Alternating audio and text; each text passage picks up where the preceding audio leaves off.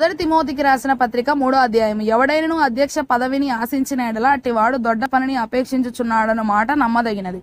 అధ్యక్షుడగువాడు నిందారహితుడును, ఏకపత్ని పురుషుడును, మితానుభవుడును, స్వస్థబుద్ధి గలవాడును, మర్యాదస్తుడును, అతిథి ప్రియుడును, బోధింపదగిన వాడునై ఉండి మద్యపానీయు, కొట్టువాడును కాక సాత్వికుడును, జగడమాడని వాడును, ధనాపేక్ష లేని వాడునై సంపూర్ణ మాన్యత కలిగి తన పిల్లలను స్వాధీనపరచుకొనుచు తన ఇంటి వారిని బాగుగా ఏలువాడునై ఉండవలను. ఎవడైనను తన ఇంటి వారిని ఏలనేరకపోయిన ఎడల అతడు దేవుని సంఘమును ఏలాగు పాలించును? అతడు గర్వాంధుడై అపవాదికి సాతానుకు కలిగిన శిక్షావిధికి లోబడకుండునట్లు క్రొత్తగా చేరిన వాడై ఉండకూడదు.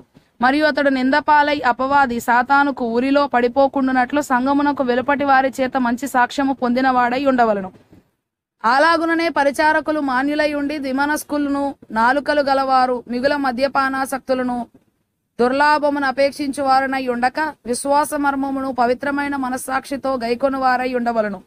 మరియు వారు మొదట పరీక్షింపబడవలను, తరువాత వారు అనింద్యులైతే పరిచారకులుగా ఉండవచ్చును. అటువలే పరిచర్య చేయు స్త్రీలను మాన్యులై వారి భార్యలను కొండెములు చెప్పని వారును, అపవాదులను, మితానుభవము గలవారును, అన్ని విషయములలో నమ్మకమైన వారునై ఉండవలను. పరిచారకులు ఏకపత్ని పురుషులను, తమ పిల్లలను తమ ఇంటి వారిని బాగుగా ఏలువారై ఉండవలను.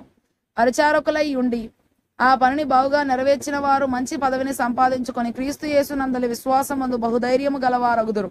శీఘ్రముగా నీ యొద్దకు వత్తునని నిరీక్షించుచున్నాను. అయినను నేను ఆలస్యము చేసిన ఎడల దేవుని మందిరములో అనగా జీవము గల దేవుని సంఘములో జనులు ఎలాగు నీవేలాగు ప్రవర్తింపవలనో అది నీకు తెలియవల్లని ఈ సంగతులను నీకు రాయుచున్నాను.